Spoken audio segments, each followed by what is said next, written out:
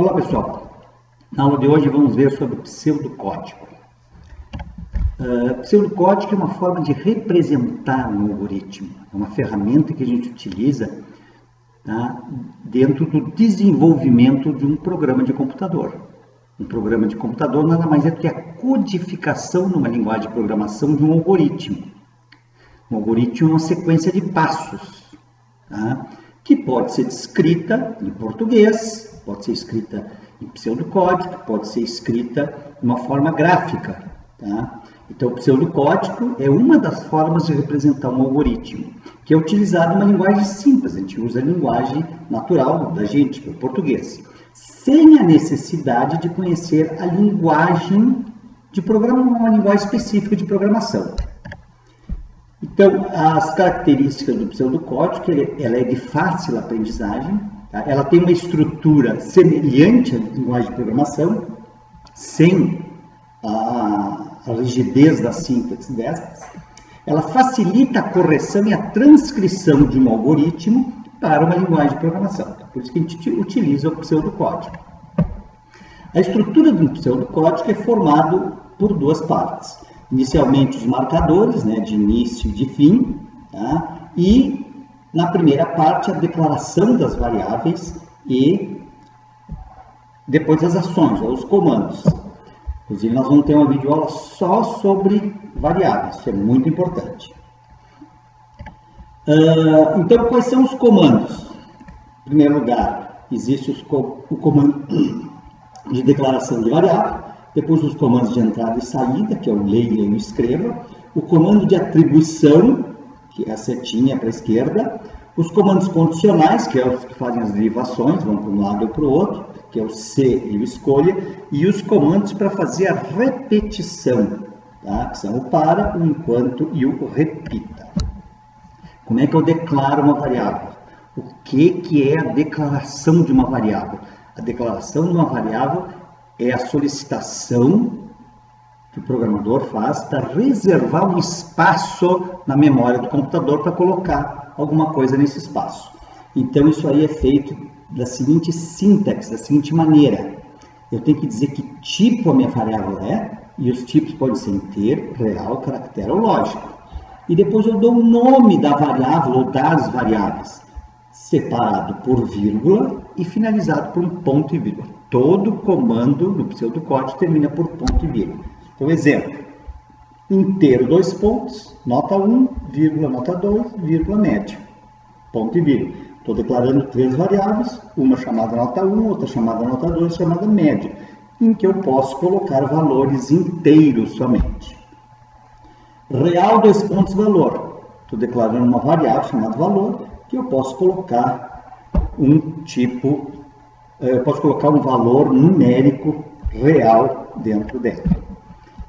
O comando de entrada de dados, o comando leia. Quando leia, serve para mim atribuir uma informação para dentro de uma variável, através da entrada padrão, ou seja, através do teclado. Então, a síntese do comando é leia, e o nome das variáveis que eu quero ler. Pode ser uma só, pode ser mais de uma. Sempre que for mais de uma, separada por vírgula e finalizada por um ponto e vírgula. Então, por exemplo, leia, nota 1, nota 2, final. E importante, as variáveis devem ser declaradas antes. Se eu não declarar nota 1, eu não posso usar a variável, não posso ler para dentro dela. Comando de saída.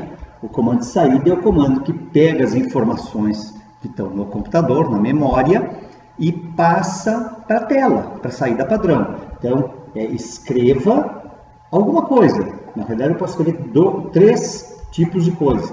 Eu posso colocar uma variável, ele vai mostrar o valor da variável, o conteúdo da variável. Eu posso colocar uma expressão, uma conta. Eu posso colocar um texto. Quando eu coloco um texto, eu coloco entre aspas.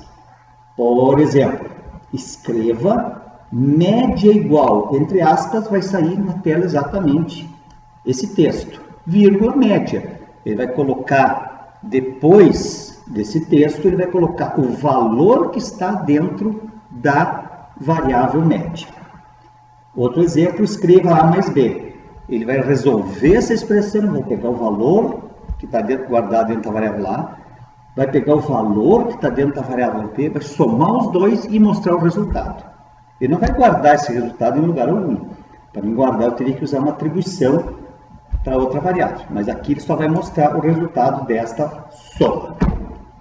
Comando de atribuição, variável, a gente lê assim, a variável recebe expressão, recebe alguma coisa. Então, ele vai resolver o que está aqui e pode ser uma expressão simples do tipo 10, tá? 10 vai para dentro de uma variável. E aqui eu coloco uma variável.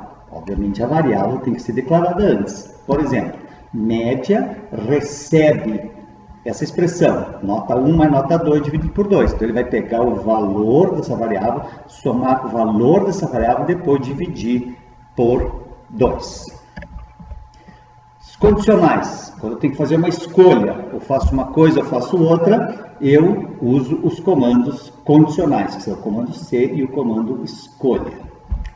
Então vamos ao C. A sintaxe, a forma de escrever esse comando é a seguinte: se condição, então comando 1.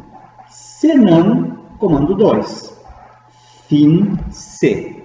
Então o comando começa pelo nome dele e termina por essa cláusula aqui, fim C, e o comando termina por um ponto e vírgula. Como dentro desse comando pode aparecer outros, ó, esse ponto e vírgula indica que terminou este comando que está dentro do então. Como é que ele funciona? Eu tenho que resolver essa condição, uma condição sempre é uma proposição que dá falso ou verdadeiro, não existe outra hipótese. Então, se essa condição for verdadeira, ele vai executar o que está no comando 1. Se não for verdadeiro, ele vai executar o que está no comando 2. Notem que eu coloquei esses colchetes aqui. Isso indica que isso aqui é opcional. Eu posso colocar o senão comando 2 ou não. Aqui nesse exemplo aqui, ó, se essa condição for verdadeira, então ele vai executar esse comando. Cadê o senão? Não tem, não precisa. Se eu não quero usar, eu não uso. Aqui eu usei o senão. Então, se A é maior que B, então ele vai escrever A. Se o A não é maior que B, então ele vai escrever o B. Comando de escolha. Comando de escolha é um pouco mais sofisticado, um pouco mais complicado. Quando eu tenho várias decisões a ser tomadas, por exemplo, eu quero escolher entre um valor, um código lá. Então, ele vai pegar esta variável aqui, o conteúdo dela, e vai comparar com esses casos aqui, ó, V1, V2, V3. O que for igual, ele vai executar esse comando aqui do lado. Então, se este x aqui for igual a V1, ele vai executar esse comando. Se esse x for igual a V2, ele vai executar assim por diante. Olha aqui outro caso de opcionalidade. Caso contrário, um outro comando. Ou seja, se não for igual a nenhum deles, ele vai executar esse aqui. Mas eu coloco se eu quiser, não sou obrigado a colocar. E o comando começa pelo nome e termina por fim escolha. Um exemplo, escolha X, caso 1, escreva primeiro trimestre, caso 2, segundo trimestre, etc. Ou seja, se esse valor aqui for 1, ele vai escrever esse comando. Se for 2, ele vai escrever esse texto aqui. Se for 3, esse aqui. E se não for nenhum, nem 2, nem 3, ele vai escrever deu zebra. Tá? Então, esse aqui é um exemplo do comando escolha. Os comandos de repetição servem para repetir um ou mais instruções, um ou mais comandos. É o para, o enquanto e o repito. Vamos começar pelo para. O comando para, ele tem uma variável de controle. Então, essa variável vai iniciar pelo valor dessa expressão aqui, vai ir até essa aqui, e ele vai daqui até aqui de acordo com esse passo. Então, eu posso de 1 em 1, de 2 em 2, de menos 1 em menos 1. E enquanto ele for indo desde aqui, do início até o fim, ele vai executar esse comando aqui. Vamos dar um exemplo. Olha aqui, ó. Para x de 1 até 10, passo 1. Então, esse x vai começar valendo 1, depois vai valer 2, vai valer 3, até valer 10. Enquanto for de 1 a 10, ele vai executar esse comando.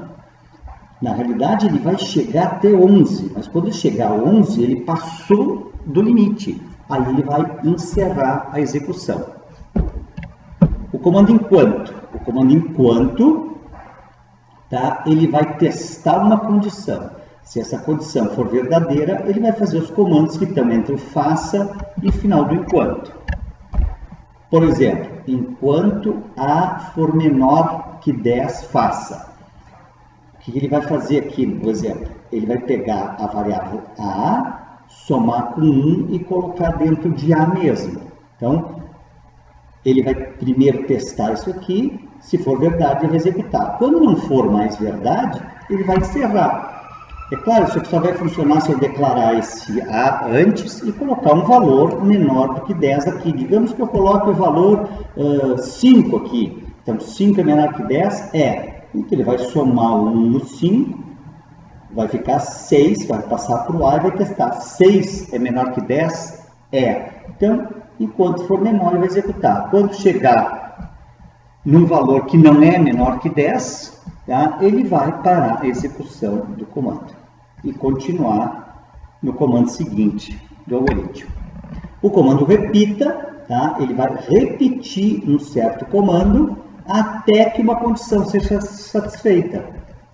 Por exemplo, repita, escreva ou digite um número e leia x, até que esse x seja igual a 0. Então, vai aparecer na tela, digite um número, o operador vai digitar um número qualquer, digita 7, por exemplo. Aí vai testar, 7 é igual a 0? Não, não é, então ele vai repetir. Quando o operador digitar um 0, isso aqui vai ser verdade, daí ele vai parar. Notem um detalhe, aqui quando é verdade, ele para de repetir. Aqui quando é verdade, ele repete. Ele vai parar de repetir quando for falso, aqui nesse caso. Outra diferença entre esses dois comandos é que ele testa primeiro e depois executa. Aqui, ele primeiro executa e depois testa. Então, esses que são os comandos do pseudocódigo. Declaração de variáveis, os comandos de entrada e saída, que é o leia e escreva, o comando de atribuição, que é a setinha, tá? E os condicionais, se escolha ou repetição para enquanto e repita. Eu vou fazer outro vídeo sobre como a gente executa, como a gente cria um pseudocódigo, tá? Dando um exemplo. Já tem disponível uma videoaula sobre os 7 passos, que é uma metodologia. Eu vou desenvolver um exemplo e mostrar em videoaula. Então, pessoal, estudem.